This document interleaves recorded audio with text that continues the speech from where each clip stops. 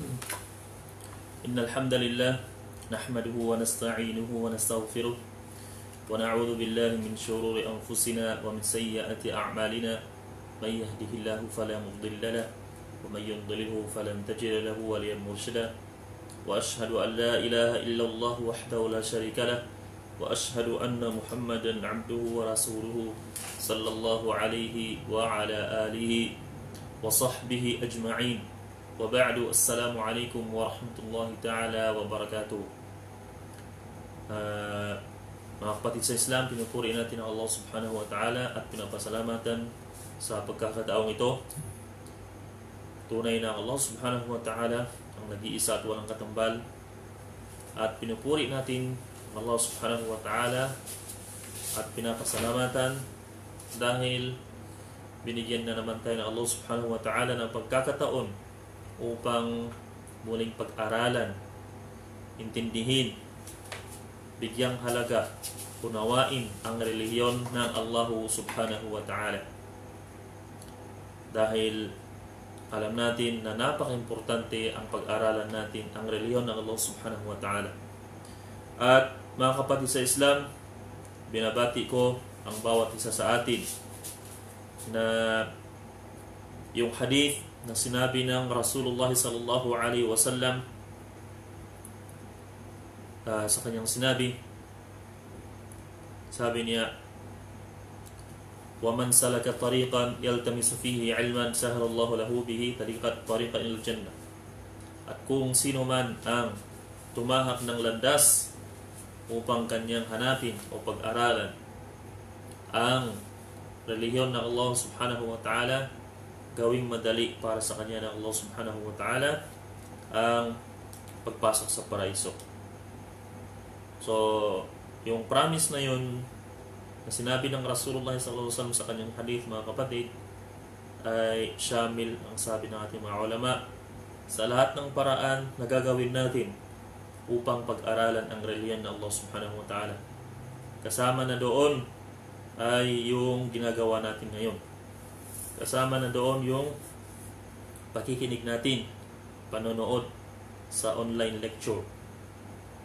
At pagkitin na rin natin ang iba, kagaya ng pakikinig halimbawa sa radyo, pagbabasa, kasama yon sa mga paraan upang pag-aralan lahat ang relihiyon ng Allah subhanahu wa ta'ala. So yun. At inshallah subhanahu wa ta'ala, pasok yun sa pangako na binanggit ng Rasulullah sallallahu alaihi wasallam na sino man ang naghahanap ng daan o tumahak ng daan upang hanapin, saliksikin ang relihiyon ng Allah subhanahu wa ta'ala, gawing madali para sa kanya ng Allah subhanahu wa ta'ala ang pagpasok sa paraiso. So yun po mga kapatid. So ngayon, pag-aaralan natin ang pangalawang hadith. So inshallah subhanahu wa ta'ala mga kapatid, sa loob nitong isang buwan, pag-aaralan natin ang apat na hadith na kung saan ayon sa ating mga ulama, dito halos umiikot yung katuruan ng Islam. Ang una ay tinalakay na natin tungkol sa intensyon, kahalagahan ng intensyon at ang epekto nito sa ating mga gawain. Sinasabi natin na sa gawaing ibada, ang lahat ay may intensyon, at ang makukuha o makakamit na gantimpala ng isang alipin sa kanyang ibada ay ayon sa kanyang intensyon. So yun ang una at nakuha na natin yun. Alhamdulillahi Rabbil Alamin. Ngayon, pag-aaralan natin ang pangalawang hadith, at yung iba sa atin, lalong-lalo na yung nag-aaral sa markaz, malamang sa ulado niya itong hadith na ito, o malamang meron na rin siyang kaunting kaalaman tungkol sa kahalagahan o tungkol sa ibig sabihin nitong hadith na ito. Ito ay yung hadith na ating pong nakikita dyan sa screen tungkol sa inal halala bayyinun wa inal harama bayyinun. So ito po ang pangalawang hadith na sinasabi ng ating mga ulama bilang pagpapaliwanag nila na kung saan dito kumbaga umiikot ang katuruan ng Islam. Dito umiikot ang katuruan ng Islam.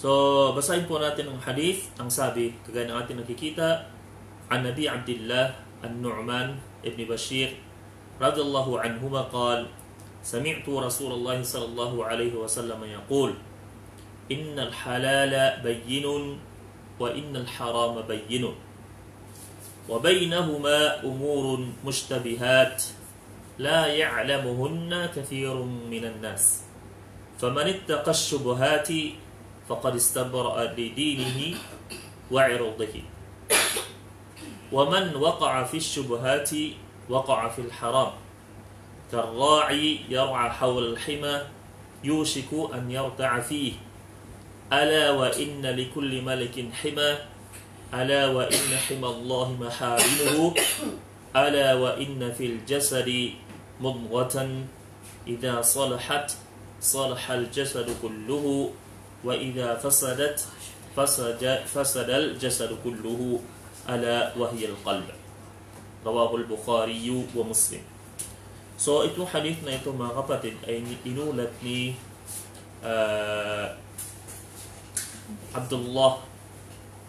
Abi Abdullah an-Nu'man ibn Bashir. Si an-Nu'man, siya ay sahabi. Ibn Bashir, na anak ni Bashir, ay sahabi rin. So, ibig sabihin mga kapatid, si an-Nu'man at ang kanyang tatay na si Bashir ay parehas silang sahabi. Yani, kung dalawa sila, siyempre, sahabi yan. Silang parehas ay kabilang sa mga kasamahan ng Rasulullah sallallahu alaihi wasallam. So, alam po natin kung paano makamit ng isang tao ang titulong sahabi o ang pwede natin sabihin, kasama Rasulullah sallallahu alaihi wasallam. So, ang tao, para makuha niya ang titulong sahabi, narapat na siya ay nakipagtagpo sa Rasulullah sallallahu alaihi wasallam kahit minsan lang. Ibig sabihin, na-meet niya ang Rasulullah sallallahu alaihi wasallam kahit minsan. At nag-Muslim siya. Ibig sabihin, naniwala siya sa panahon ng Propeta sallallahu alaihi wasallam at namatay siyang isang Muslim. So yun, ibig sabihin, kung nagawa ng tao yun, yung kondisyon na yun, bi'idnillahi ta'ala, o siyempre, tapos na, hindi na natin pwede sabihin bi'idnillah, pero tapos na, ay matatawag siya, automatically na siya ay sahabi. Ulitin natin, matatawag siya na sahabi kung nakipagtagpo siya sa Rasulullah sallallahu alaihi wasallam at kahit minsan, sinasabi ng ibang mga ulama kasi dapat nakita niya ang Rasulullah sallallahu alaihi wasallam. So sabi ng ibang mga scholars, at ito ang mas malakas, sabi nila, no, hindi kinakailangang makita. Dahil bakit? Kasi may mga tao, may mga sahabi sa panahon ng Rasulullah sallallahu alaihi wasallam na bulag, di ba? So yun, bulag sila. So paano yun kung ganun yung kumbaga kondisyon? Kaya pinalitan nila. Instead na yung naharapat na makita, pinalitan nila na naharapat at least ay makipagtagpo. Di ba? Yung isang taong bulag, pwede siyang makipagtagpo o mamit ang isang tao na hindi niya nakikita. Ngunit na-meet niya. So yun po. So na-meet niya ang Rasulullah sallallahu alaihi wasallam at least once at nag-Muslim siya at namatay siyang Muslim. So kung ganon, pasado na siya na matatawag na sahabi. Kung dalawa, sahabiyani, kagaya nito, siya, si An-Nu'man at ang kanyang tatay ni si Bashir. At kung tatlo sila o pataas, siyempre, sahaba. So dito sa hadith na ito, si An-Nu'man at mismo ang kanyang tatay ay parehas silang sahabiyan. Ibig sabihin, parehas nilang nakita ang Rasulullah sallallahu alaihi wasallam at parehas silang nag-Muslim at parehas silang namatay na mga Muslim. So yun po. At itong hadith na ito ay makikita natin sa Sahihul Bukhari at Sahihul Muslim. Ibig sabihin, kumbaga malakas na authenticity dahil yung ating mga ulama, kumbaga meron din silang category of authenticity. Kung halimbawa, nagsama si Imam Bukhari at si Imam Muslim at binanggit nila halimbawa sa kanya ng libro, ibig sabihin malakas yan. At yan na ang pinakamalakas. Di ba? Yan na ang pinakamalakas. Ibig sabihin, kumbaga pagdating sa authenticity, kumbaga yan ang pinakamataas. Yan na ang pinakamataas. Ibig sabihin, walang pag-aalinlangan na kinakailangan nating paniwalaan yung hadith na yan. Walang pag-aalinlangan na kinakailangan nating paniwalaan na yan ay sinabi ng Rasulullah sallallahu alaihi wasallam. So yun po. So sabi ni An-Nu'man na si Abu Abdullah, sabi niya, sami'tu Rasulullah sallallahu alaihi wasallam. Siya nga pala, si An-Nu'man, yung kanyang kunya ay si Abu Abdullah. Ito ay kaugalian ng mga Arab na sila gumamit ng kunya. Ibig sabihin, tinatawag siya sa pangalan ng kanyang panganay na anak na lalaki, kalimitan. Halimbawa, kagaya nito, si An-Nu'man, siya ay tatay ni Abdullah. So yun po. Sinabi niya, sami'tu Rasulullah sallallahu alaihi wasallam yaqul, narinig ko. Ibig sabihin, mas malakas din ito mga kapatid dahil narinig niya mismo ang Rasulullah sallallahu alaihi wasallam yaqul, na sinabi niya, innal halala bayyinun. Innal halala bayyinun. Basahin muna natin ang kabuuan ng hadith at bigyan natin ng kahulugan, yung halos literal ng kahulugan, at inshallah subhanahu wa ta'ala ay iisa-isahin natin yung pagpapaliwanag sa kanya. Innal halala bayyinun, ibig sabihin ang halal ay maliwanag. So maliwanag na. Wa innal harama bayyinun, at ang haram ay maliwanag na rin. So yun ay paliwanag. Wa bainahuma umurun mushtabihatun, at sa pagitan nila umurun mushtabihat, yung mga bagay na may kalabuan. May kalabuan. Ibig sabihin, hindi masyadong maliwanag kung haram ba ito o halal. La ya'lamuhunna kathirun minan nas. Hindi alam ng karamihan ng mga tao. Sa madaling salita, may mga grupo ng mga tao na nakakaalam. Ibig sabihin, nasisigurado nila na ito ay haram, na ito ay halal. Yan po ang paliwanag ng ating mga ulama. Dahil bakit? Dahil sinabi ng Rasulullah SAW, itong mga bagay o may mga bagay na may kalabuan, la ya'lamuhunna kathirun minan nas. Sinabi ng Rasulullah SAW, hindi alam ng karamihan ng mga tao. It means, may mga grupo ng mga tao na alam nila.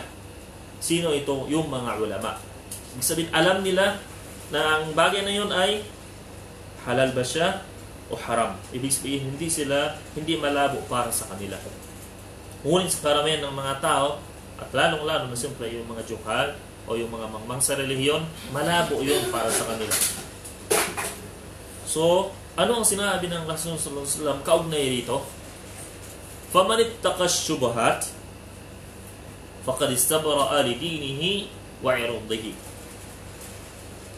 So, kapag ang tao, pagdating doon, halimbawa, sa mga bagay na may kalabuan, ay natakot siya. Ibig sabihin ng natakot siya dito, pinigilan niya ang kanyang sarili. Hindi niya ginawa. فَقَدْ اسْتَبْرَأَ لِدِينِهِ وَعِرْضِهِ. Ang ibig sabihin ng istibra, ini at tanazzo. Ibig sabihin, nilinisan niya o pinangalagaan niya ang kanyang relihiyon. Ibig sabihin, dahil hindi maliwanag sa kanya kung halal ba o haram ang kanyang ginawa, hindi na lang niya ginawa dahil siya ay natatakot na baka mahulog siya sa haram o baka, kumbaga, makagawa siya ng kasalanan. Ibig sabihin, faqad istabra lidinihi, ibig sabihin, pinangalagaan niya. Tanazzaha dinahu, ibig sabihin, pinangalagaan niya kanyang relihiyon, nilinisan niya. Ibig sabihin, safe siya. Diba? Parang safety measures. Wa'iruddihi, at ganoon din naman, kapag iniwasan niya yun, pinangalagaan din niya ang kanyang dignidad. Ibig sabihin, lumayo siya sa kung ano ang pwedeng sabihin ng mga tao. Ibig sabihin, yun mga kapatid, dahil ang tao, siyempre, hindi natin maiiwasan. May mga tao na, kapag meron kang ginawa, ay may sasabihin sila tungkol sa iyo, lalong-lalo na kung hindi maganda, magko-comment sila. So, ang tao, nilayuan niya yung mga bagay na may kalabuan bilang pagkatakot na baka mahulog ito sa haram, pinangalagaan niya ang kanyang relihiyon at pinangalagaan niya ang kanyang dignidad, upang hindi makapagsalita ng, kumbaga, makapagsalita ang mga tao tungkol sa kanya. وَمَنْ وَقَعَ فِي الشُّبُهَاتِ وَقَعَ فِي الْحَرَامِ. So yun po, ito ang nakakatakot. At kung sino ang nahulog o nakagawa ng mga bagay na may kalabuan, waqa'a fil haram, siya ay, kumbaga, makakagawa o mahuhulog sa haram. Mahuhulog sa haram. So mamaya inshallah subhanahu wa ta'ala, mga kapatid, kumbaga ipapaliwanag natin kung paano pwedeng mangyari yung ganun. Na ang taong, kumbaga, gumagawa ng bagay na hindi maliwanag sa kanya dahil sa sinasabi niya, may mga nagsabi kasi na halal na haram, so gawin ko na lang, kumbaga, hindi naman maliwanag, di ba? So maaaring siya ay makagawa ng, o makakagawa siya ng haram. Kaya naman binigyan ito ng halimbawa ng Rasulullah sallallahu alaihi wasallam, karra'i yar'a hawla al-hima, kagaya ng isang magpapastol o isang nagpapastol na nagpapastol siya ng kanyang mga alaga sa isang lupa na nakabakod. Ibig sabihin, restricted area, nakabakod. Yushiku an yarta'a fi. Ibig sabihin, maaari na yung mga inaalagaan niya ay, kumbaga, makakapunta doon sa lupa na restricted area. Ibig sabihin, nakabakod doon. Diba?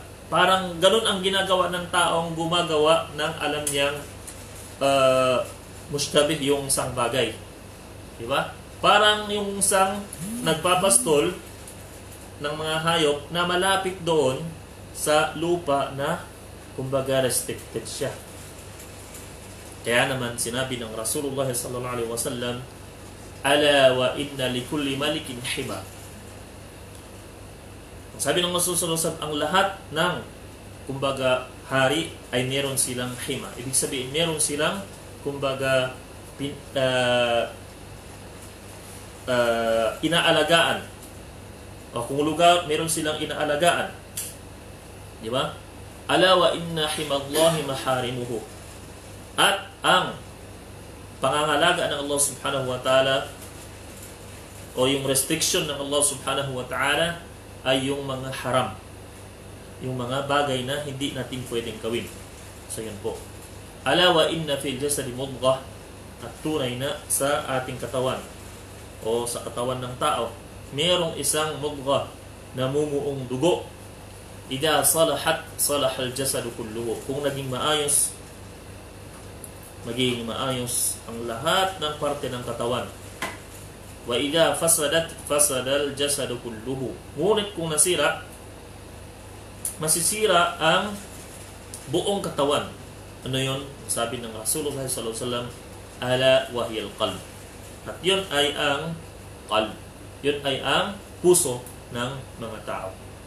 So yun po, mga kapatid. So sinabi natin kanina, sabi ng Rasulullah SAW, innal halala bayyinun wa innal harama bayyinun. Yun ang sabi niya, itong hadith na ito ay inulat ni Imam Al-Bukhari at saka si Muslim at si Imam Muslim. Muttafaqun alayh. Ibig sabihin, pinagkaisahan nila. So, ano ang ibig sabihin ng innal halala bayyinun? So, ang sabi ng ating mga scholars, ang halal, kung ano ang sinabi ng Allah subhanahu wa ta'ala at kung ano ang sinabi ng Rasulullah sallallahu alaihi wasallam na halal, yan ay halal. Di ba? Kagaya halimbawa, makikita natin, sinabi ng Allah subhanahu wa ta'ala, uhillat lakum bahimatul an'am. Ibig sabihin, ginawang halal para sa inyo. Ipinahintulot para sa inyo na kainin ang bahimatul an'am. Yung mga, kumbaga, karne ng mga hayop. Ano ang bahimatul an'am? Kagaya ng kambing, kagaya ng baka, kagaya ng tupa, kagaya ng kamelyo. So alam natin na halal yun. Ano pang sinabi ng Allah subhanahu wa ta'ala? Wa ahallallahu al-bay', at ginawang halal ng Allah subhanahu wa ta'ala ang bay', ang pagbebenta. Di ba? Ibig sabihin, maliwanag yun. mga bagay na pinaliwanag na mga halal. At yung tijara, isabihin, yung pagkakaroon ng negosyo, kabilang yun sa mga bagay na ginawang halal ng Allah subhanahu wa ta'ala. So yun. At ang pangalawa, yung sinabi ng Rasulullah sallallahu alaihi wasallam, wa innal harama bayyinun. Wa innal harama bayyinun. At ang haram ay bayyin, ay maliwanag din, may paliwanag din. Kagaya halimbawa, sinabi dito, sabi niya,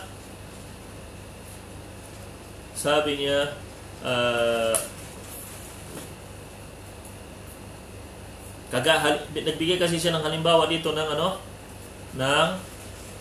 halal na binanggit ng Allah subhanahu wa ta'ala. Yun na yung ayah na binasa natin kanina. Sinabi ng Allah subhanahu wa ta'ala, wa uhillat lakum bahimatul an'am. At ginawang halal para sa inyo ng Allah subhanahu wa ta'ala ang karne ng mga bahimatul an'am. Sinabi na natin yun. At wa innal harama bayyinun, nagbigay din siya ng halimbawa. Sabi niya, at ang mga bagay na haram ay maliwanag din, na ipaliwanag din, kagaya ng hurmatuz zina, kagaya ng pagiging haram ng zina o pangangalunya. Di ba? O pangangalunya. At napakarami pang mga halimbawa, kagaya ng sinabi ng Allah subhanahu wa ta'ala, hurrimat alaykumul maytatu wad-damu wa lahmul khinzir wa ma uhilla li ghayrillahi bih. Di ba? Sinabi ng Allah subhanahu wa ta'ala, at ginawang haram sa inyo. Ibig sabihin, kaninong nanggaling yung order na yon, yung kautosan na yon?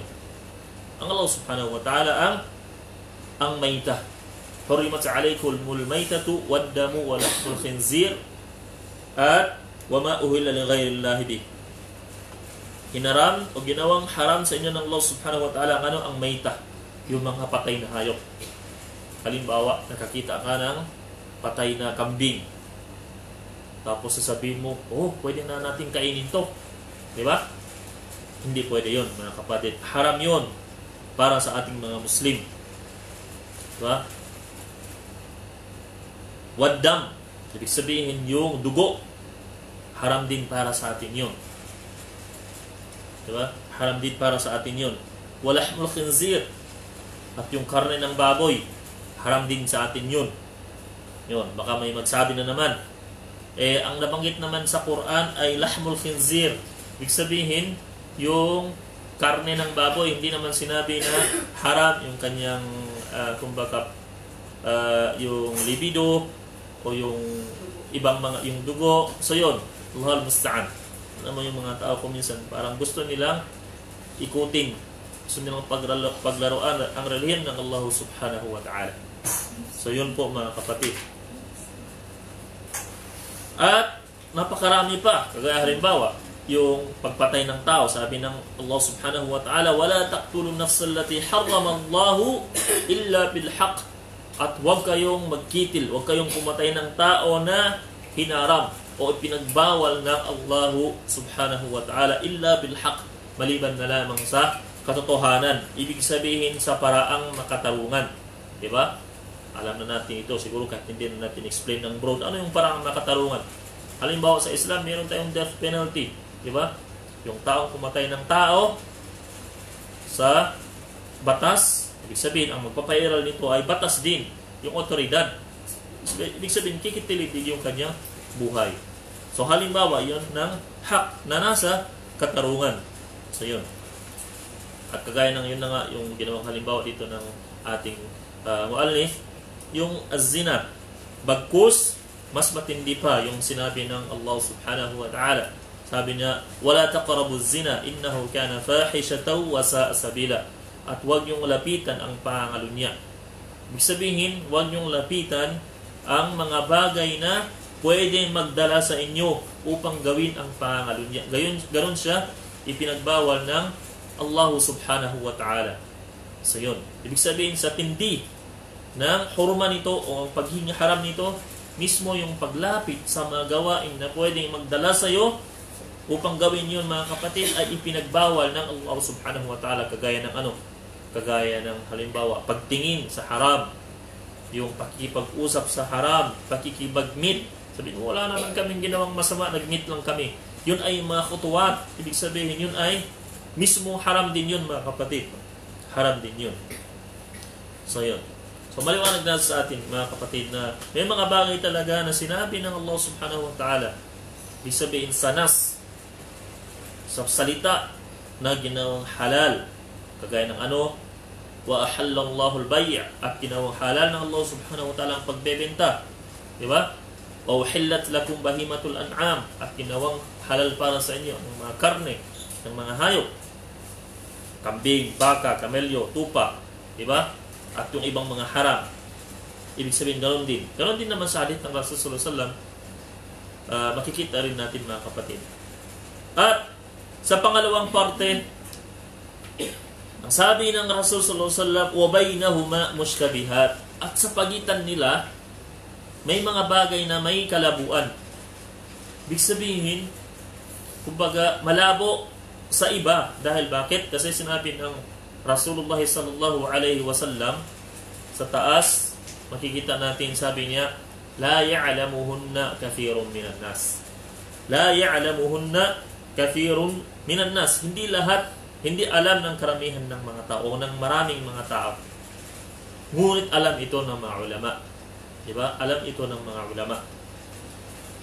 Maaring yung kanyang, kumbaga, dalil, hindi ganun kaliwanag, kalinaw para sa tao, kagaya ng wahallallahu al-bay', yung mga ganun, o yung hurimat alaykum al-mayta. Ibig sabihin talagang walang pag-alilan kahit sinong pwede magbasa, makikita niya yung word na haram. Ngunit may mga bagay, at ito ang, kumbaga, ang juhud, makikita natin yung, kumbaga, tiyaga ng ating mga ulama. Iniisa-isa nila yung hadith, iniisa-isa nila ang, kumbaga, ang ayah, at kung kinakailangan gamitan ng qiyas, ijma', gagamitan nila para lang, kumbaga, makarating sa punto upang malaman kung ano nga talaga ang hukom o ang batas tungkol sa isang bagay. Kung ito ay haram o kung ito ay halal. So, yun po, mga kapatid. So, maaring, kumbaga, may mga scholars na nagsasabi na ito ay halal. Ibig sabihin, siya, kung ginagawa niya yon dahil pinag-aralan niya ng maayos, ibig sabihin, nag-ijtihad talaga siya. Ibig sabihin, talagang pinagtiyagaan niya at naabutan niya yon. Maaari naman, baka may ibang mga scholar, ang tingin nila ito ay haram dahil yun ang naabutan ng kanilang pag-aaral. Ibig sabihin, ginamitan nila talaga ng mga ng mga pasilidad na meron sila sa pag-aaral, at yun ang naabutan nila. At yun ang abutan nila, kaya niya ginawa. Ibig sabihin, nag-ijtihad siya. So yun, mga kapatid. Ngunit, baka may mga tao na hindi niya dinaanan yun, ngunit basta na lang alam niyang hindi maliwanag, sasabihin niya, gagawin na niya kahit haram ang isang bagay. Yun po ang ginawang, kumbaga, binigyan dito ng babala. Yung uri ng mga taong ganun. Diba? Yung uri ng mga taong ganun. Yung mga tao na hindi maliwanag para sa kanya, hindi naman niya tinanong yung yung mga scholars kung ano talaga ang hukom dito. Basta lang alam niya, ito hindi maliwanag. Sabi niya, kung haram o halal, gagawin na niya. Ang problema doon, baka papasok siya dito sa pagbabala na ito. At bilang pag-iengganyo rin, pag-encourage sa atin ng Rasulullah sallallahu alaihi wasallam na kapag may mga ganong bagay, piliin mo yung bagay na safe ka. Dahil bakit? Dahil sa sinabi ng Rasulullah sallallahu alaihi wasallam, faman ittaqash syubuhat. Kung sino ang iniwasan niya o nilayuan niya ang bagay na may kalabuan, faqad istabra'a li dinihi wa 'irdihi. Ibig sabihin, ang istibra, kapag sinasabing bari ang isang tao, siya ay inosente. Diba? Kapag sinasabing bari siya, siya ay inosente. Ibig sabihin, kapag halimbawa, hindi ginawa ng isang tao yung bagay na may kalabuan, iniwasan niya yon, parang ginawa niyang inosente ang kanyang pananampalataya na kung saan walang bangis na walang bangis ng kumbaga kasalanan. Hindi niya tinamakan yung kanyang sarili, yung kanyang relihiyon. Yung kanyang relihiyon sa kanyang sarili ng kasalanan, mga kapatid. At saka wa'irudhihi, at yung kanyang yung kanyang dignidad. Yung kanyang dignidad. So yun po, mga kapatid. Tapos, makikita natin dito sa hadith, sinabi ng Rasulullah sallallahu alaihi wasallam, nandito na tayo, pamanittakas syubuhat, yun, sabihin kung sino ang nilayuan niya o iniwasan niya ang mga bagay na may kalabuan, faqad istabra'a li dinihi wa irdihi. So yun, ang din alam natin ang relihiyon, wa irdihi yung kanyang dignidad, di ba? Yung kanyang dignidad. Ibig sabihin, nilinisan niya ang kanyang dignidad. Dahil bakit? Hindi niya yung ginawa, iniwasan niya yung isang bagay dahil bakit? Kasi maaari kasi kapag ginawa niya yon, sasabihin sa kanya yung ng tao, kasi ganito, gumawa na naman ng ganito. Di ba? Pag-uusapan siya ng tao. O kung hindi man siya pag-uusapan, bababa yung tingin ng taong nakakita sa kanya. Ibig sabihin, magkakaroon ng kumbaga kapintasan sa sarili ng tao na yon na nakakita sa kanya. Di ba? Bakit niya ginawa yung isang bagay? So yun po, mga kapatid. Tapos yun, waman waqa'a fi syubuhati waqa'a fil haram. Ito na naman yung isang pagbabalari. Kaya ang taong kumbaga, ang una kumbaga bilang encouragement na gamitin natin yung safety first, di ba? Safety first. Dahil yun ang nakakabuti. Kung gusto mong hindi madungisan ang iyong pananampalataya at hindi madungisan ang iyong pagkatao, layuan mo na yung bagay na hindi ka sigurado. Ang pangalawa naman, ito ay parang pagbabala. Pagbabala na ito na ginawa ng Rasulullah sallallahu alaihi wasallam. Kumbaga, kung anong mga nakasulat na makikita natin halimbawa sa mga walls, yung una nakikita natin safety first. Ito na naman warning. Ang makikita natin warning, sinabi ng Rasulullah sallallahu alaihi wasallam, wa man waqa'a fi syubuhat, ang kung sino ang nakagawa, ang nahulog, ang napunta sa bagay na may kalabuan, waqa'a fil haram, siya ay kumbaga nahulog o nakagawa ng haram. Siya ay nakagawa ng haram. Dahil bakit? Dahil yun ay nagpapakita ng tinatawag na at-tasahul. Ang ibig sabihin ng tasahul, yung kumbaga pagpapabaya. Diba? Ginawa mong easy lang. Neglectfulness. Ginawa mong easy lang yung pananampalataya. Diba? At kaya sasabihin, halimbawa sabihin niya, madama fiha khilafun fala ba'sa fiha. Kumbaga sasabihin niya, dahil may mga khilaf ang mga ulama, hayaan mo na. Kumbaga gawin ko na ito. Fahada yajurruka ila an taqa'a fil haram. Ito sabi niya ay hihila sa iyo. Hihilain ka niya na makagawa ng haram. Li'annaka idza tasahalta fil mushtabihat, tasahalta fil haram as-sahih. Dahil sabi natin mga ulama na nagpapaliwanag, kung ikaw ay naging pabaya sa mga bagay na medyo may kalabuan, ibig sabihin ikaw ay nagpabaya rin sa mga bagay na ginawang haram ng Allah subhanahu wa ta'ala. Dahil alam mo yung isang bagay na yon, there's a probability na haram siya. Ngunit ginawa mo pa rin. Ibig sabihin, nagpabaya ka. Di ba? Nagpabaya ka. Kagaya halimbawa, merong 2 daan. Yung isang daan, alam mong safe doon. Ibig sabihin, walang mga lusus, walang mga kidnappers, walang mga holdupper. Di ba? Safe. Merong isang daan, meron ng babala o may possibility at may mga nag-experience ng mga tao na may nangyaring bang kidnapping, carnapping, o may mga hindi magandang experience kapag dumaan sa ano na yun. There's a possibility o probability na pwedeng mangyari yon sa kung sino man ang dumaan. Ngayon, dito sa 2 daan na ito, kung piliin mo pa rin dadaan sa daan na kung saan medyo may kadelikaduhan, ibig sabihin, pinabayaan mo ang iyong sarili. Yun ay tanda ng pagpapabaya. So yun po mga kapatid. Kaya yun ay isang halimbawa rin, kagaya nito, na ang taong gumawa o sinalang pa rin niya ang kanyang sarili sa mga bagay na may kalabuan, ibig sabihin, siya ay nagpabaya din sa na makagawa. Alam niyang posible siyang makagawa ng haram na ipinagbabawal ng Allah subhanahu wa ta'ala. So yun po mga kapatid.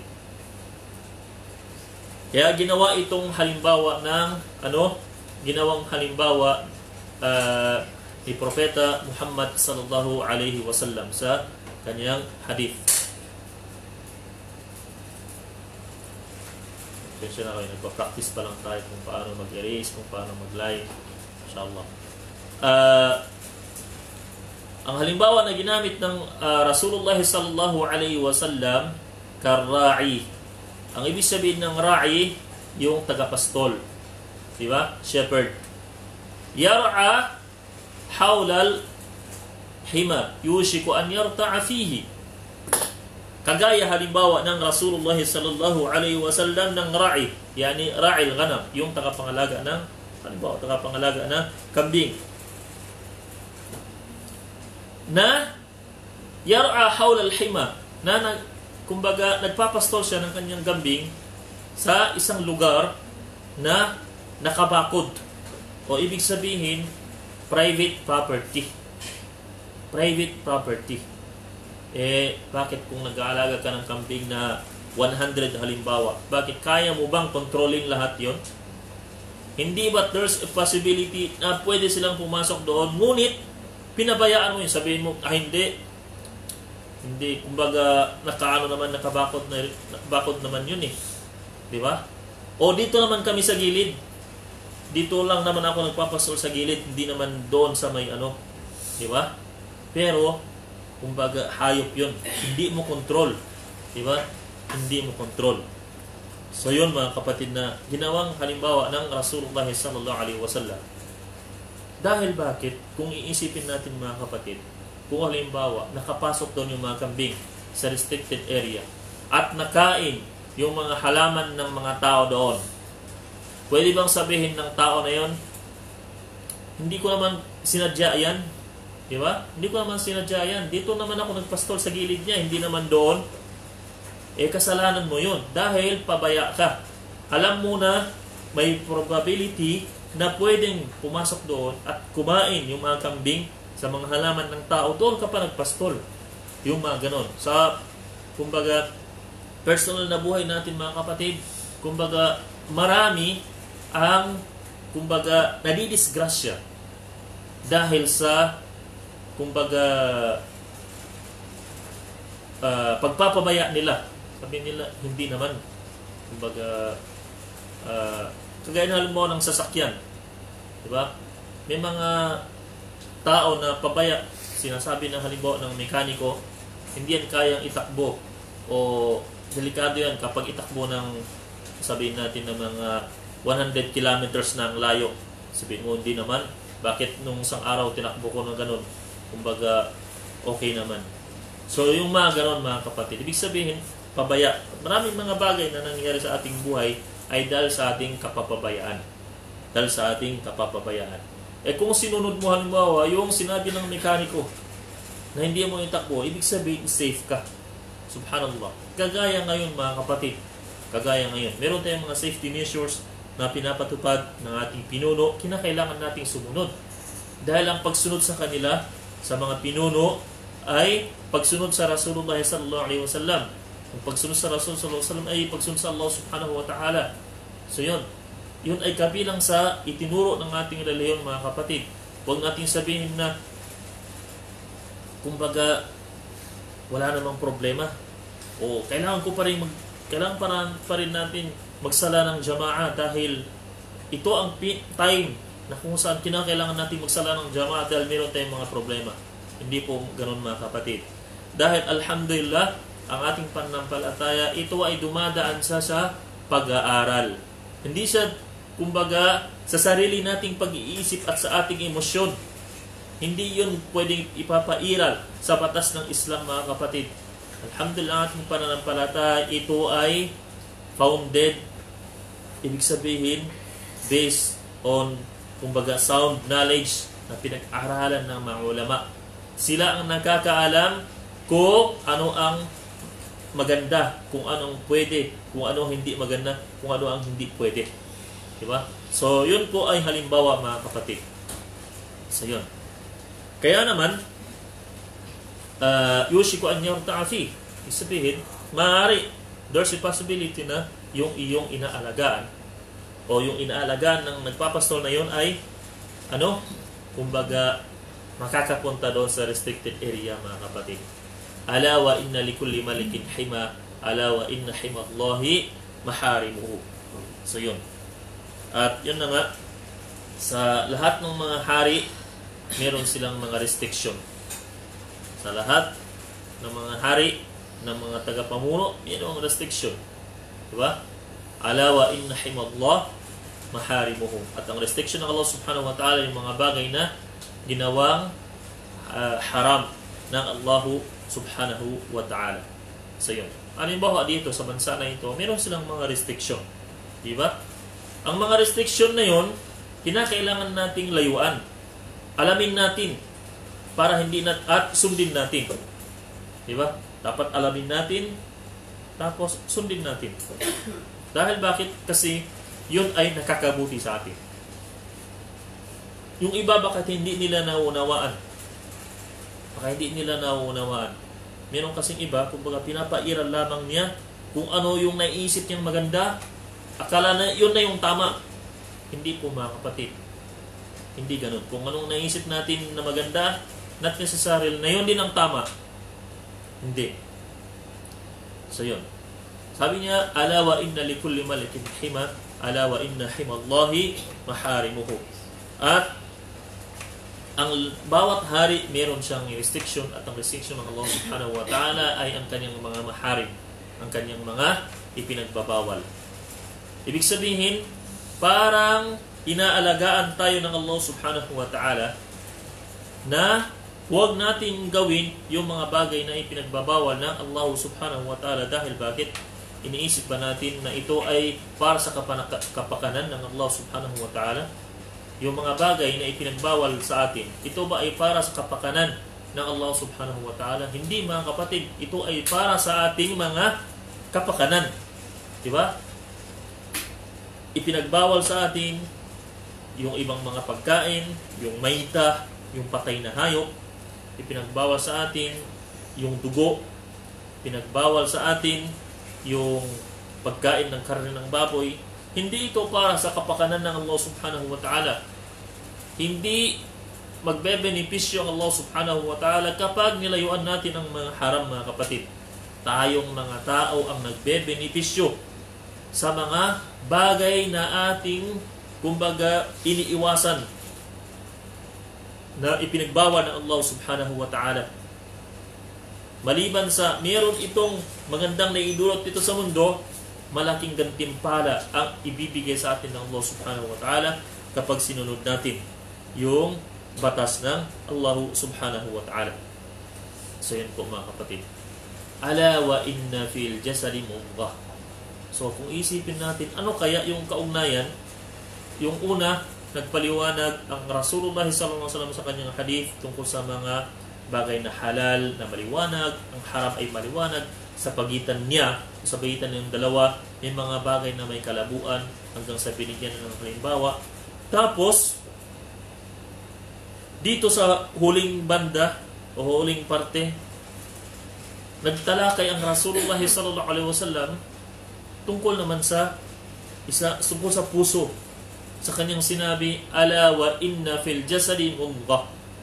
Tunay na sinabi ng Rasulullah sallallahu alaihi wasallam, mayroong parte sa katawan ng tao o sa katawan na mudghah.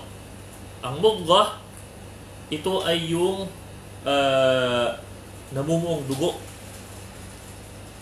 Idha salahat, salahal jasadu kulluhu. So itong word na mudghah, mga kapatid, ito ay nabanggit ng Allah subhanahu wa ta'ala sa iba't ibang parte ng kumbaga sa iba't ibang parte ng Quran. nung ipiniliwanag ng Allah subhanahu wa ta'ala yung pagkalikha ng pagkalikha ng tao.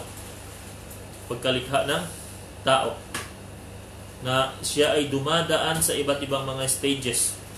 Sa alaqa, sa nutfa, sa mudghah. Yun ay iba't ibang mga stages ng kumbaga ng tao bago pa siya maging isang o bago pa ihipan. Bago siya ihipan ng kaluluwa, bago pa siya talaga maging fetus. Ibig sabihin dumaan siya sa mga stages na yun. So, yung mudghah, yun na nga, ganun din. Kumbaga, ito ay isang namumong dugo na sinabi ng Rasulullah sallallahu alaihi wasallam, "Idza salahat, salahal jasadu kulluhu." Kapag naging maayos, kapag naging malinis, salahal jasadu kulluhu. Maging malinis o maging maayos ang buong katawan. Subhanallah. Wa idza fasadat, fasadal jasadu kulluhu. At kung naging o kung nasira naman siya, kung nagkaroon ng diferensya, masisira ang buong katawan, ala wahil qalb. At yun ay ang puso ng tao. Subhanallah mga kapatid, itong sinabi ito ng Rasulullah sallallahu alaihi wasallam, actually, yung application nito ay pwede sa dalawa. Ibig sabihin sa spiritual at saka sa kumbaga sa physical o yung medical kumbaga ng pag-aaral. Dahil bakit? Alam natin ng tao kapag physically o yung talagang puso niya ay hindi siya nagpa-function ng maayos, makaka-apekto ito sa buo niyang katawan. Yun yung kumbaga sa physical na ng tao. Diba? Alam natin yan. So yung mga doktor, yung mga bihasa sa kumbaga sa medical alam nila yan. At ganoon din naman sa spiritual. Kapag ang tao ay hindi maganda yung kanyang puso, magbubunga ito ng hindi magandang salita. Magbubunga ito ng hindi magandang gawa. Diba? Ganun po yun mga kapatid. Kapag naging maayos yung kanyang puso, magbubunga ito ng magandang salita. Magbubunga ito ng magandang gawa. So yun. Kaya naman, sabi niya, bakit kaya sinabi ito bilang kaugnay ng hadith na sinabi sa taas? Bakit ito binanggit ng Rasulullah sallallahu alaihi wasallam? Sabi niya ang puso, sabi niya, kung hindi naging maayos, maging sabab ito, maging dahilan ito na yaj'alul insana mutasahilan la yatawarra'u 'anis syubuhat. Kapag hindi naging maayos yung kanyang puso, ibig sabihin medyo shaky yung kanyang faith, yung kanyang pananampalataya, magiging neglectful din siya sa mga bagay na ipinagbabawal ng Allah subhanahu wa ta'ala. Diba? Magiging neglectful din siya sa ipinagbabawal ng Allah subhanahu wa ta'ala. فَإِذَا كَانَ فِي الْقَلْبِ صَلَاحٌ فَإِنَّ صَاحِبَهُ يَتَوَرَّعُ عَنِ الشُّبُهَاتِ. Ngunit kung may kabutihan, may kalinisan, ibig sabihin healthy yung kanyang pananampalataya, yung kanyang puso, فَإِنَّ صَاحِبَهُ يَتَوَرَّعُ عَنِ الشُّبُهَاتِ. Yung tao na yun ay kumbaga hindi siya basta-basta. Kung alam niyang hindi maliwanag yung isang bagay para safe, hindi na lang niya gagawin.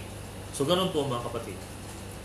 وَإِلَّا إِذَا كَانَ قَلْبُهُ لَيْسَ فِي صَلَاحٍ فَإِنَّهُ لَنْ يُبَالِي بِالشُّبُهَاتِ. Yun na dahil kung bakit dahil ang tao kapag halimbawa yung puso niya ay may diferensya, فَإِنَّهُ لَنْ يُبَالِي بِالشُّبُهَاتِ. Hindi niya, wala siyang pakialam.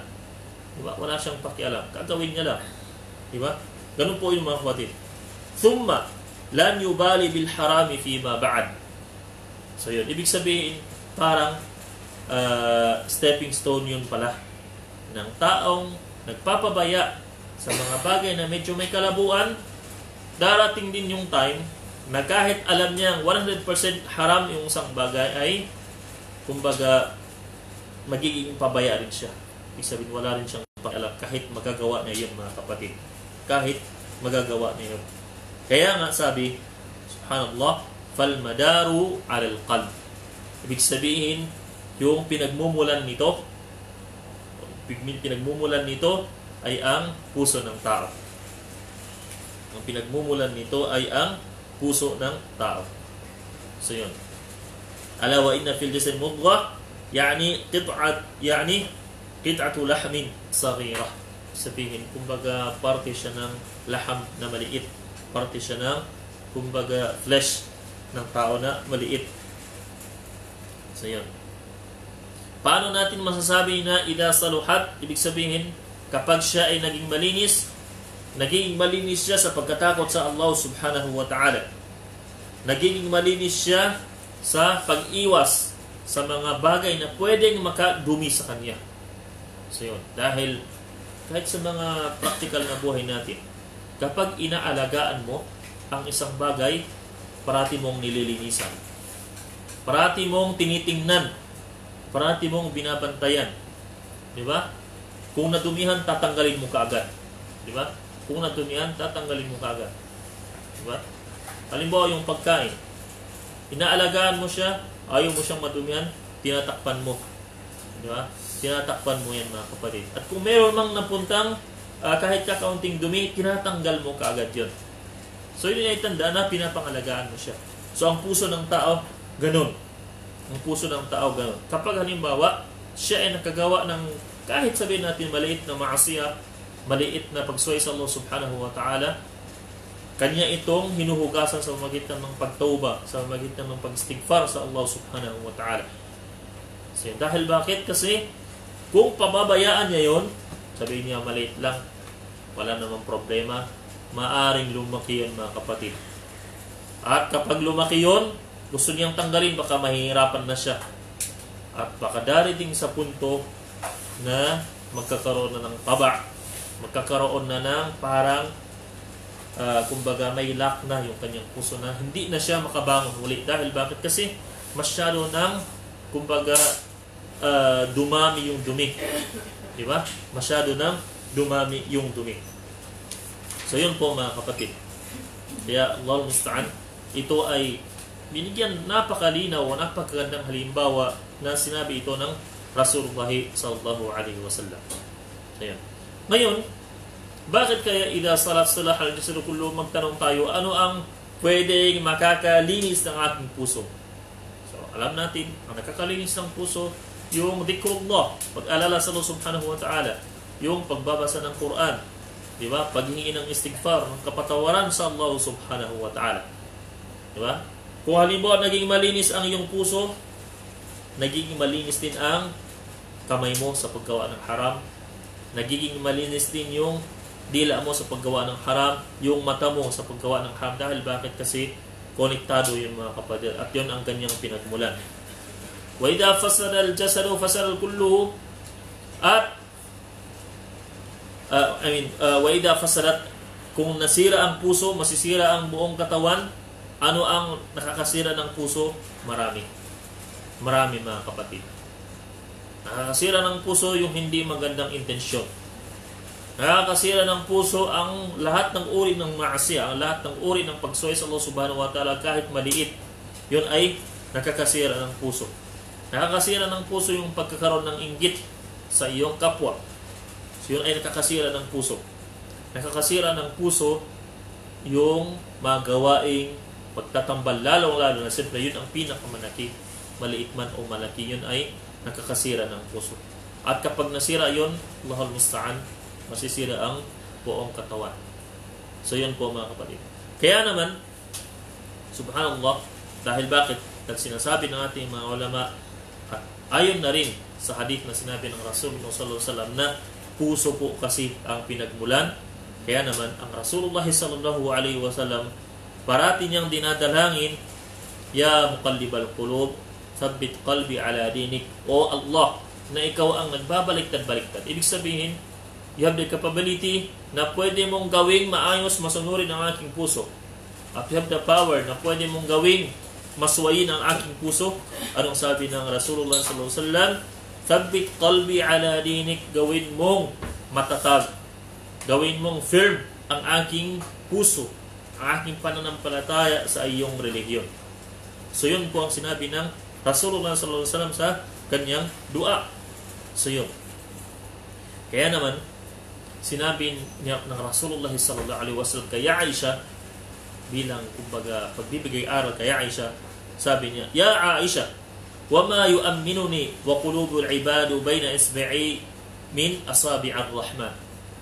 Kumbaga, sabi ng Rasulullah sallallahu alaihi wasallam kay Aisha, sabi niya, O Aisha, at ano sabi niya ang nakakapagbigay sa akin ng parang garantiya,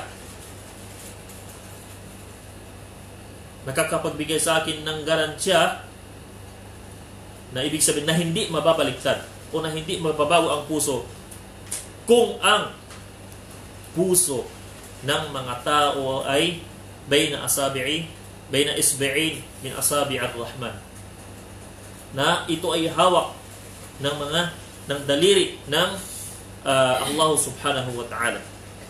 Siyempre, nagbinggit tayo ng daliri ng Allah subhanahu wa ta'ala. Yun ay daliri na ayon sa kanyang kadakilaan, na ayon sa kamaharlikaan, kumbaga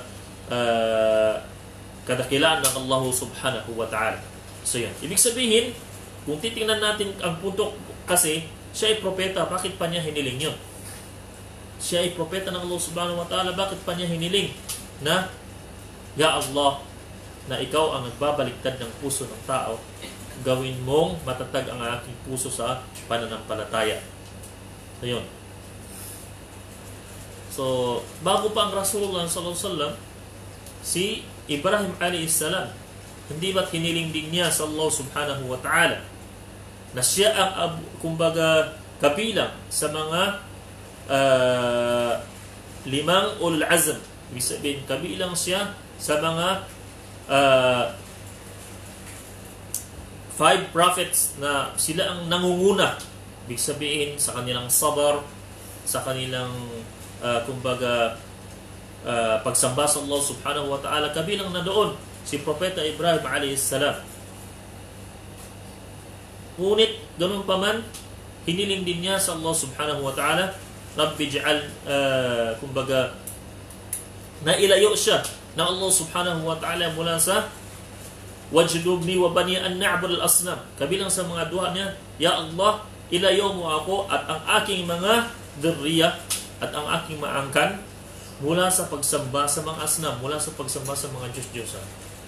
Kung iisipin siguro ng mga tao, biruin mo, hinirang siya bilang propeta, ngunit ganun pa rin ang kanyang hinihiling sa Allah subhanahu wa ta'ala na ilayo siya mula sa pagsamba sa mga Diyos-Diyosan, ilayo siya mula sa gawaing shirk. Diba? So, dahil bakit mga kapatid? Dahil ang puso kasi ng tao, ito ay hindi niya hawak. Ang pananampalataya ng tao ay hindi niya hawak, bagkus ito ay hawak ng Allah subhanahu wa ta'ala. Hindi niya pwedeng sabihin na ako ay umabot na yung aking pananampalataya sa level na ganito, nasa level 9, nasa level 10. Ibig sabihin, there's no possibility na makagawa ako ng haram na kagaya ng ginagawa ninyo. Bakit hindi niyo ako gayahin na napakatas na aking pananampalataya? Wala pong ganun sa Islam. At yun ay hindi pwede.